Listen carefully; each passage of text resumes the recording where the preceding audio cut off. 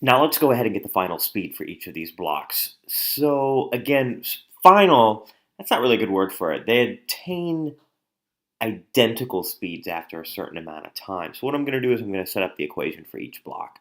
So I have V of the block, well, for the block and for the slab. So V of the block is going to be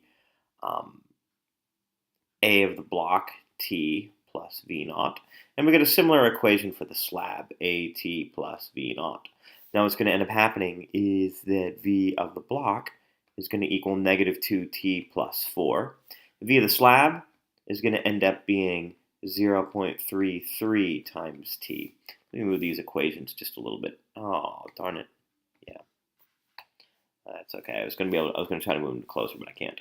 So here's the deal. What we need to do is we have this equation here and this equation here.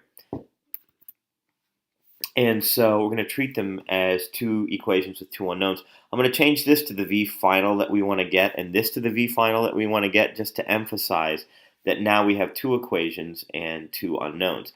I want to leave it to you to solve those equations. But when you do, you should actually get the final V is 0.57 meters per second. And it says calculate the distance the slab has traveled the moment it reaches V final.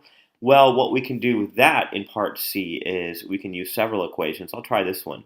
So V final squared equals V naught squared plus 2AX minus X naught. Let's plug in our numbers.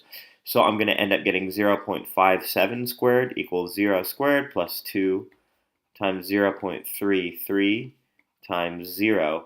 And when I actually go ahead and solve that, I'm going to, that should be X minus X naught, which is X. This should be X minus 0 right here. When I go ahead and solve for X, I'm going to actually end up getting about 0.50 meters.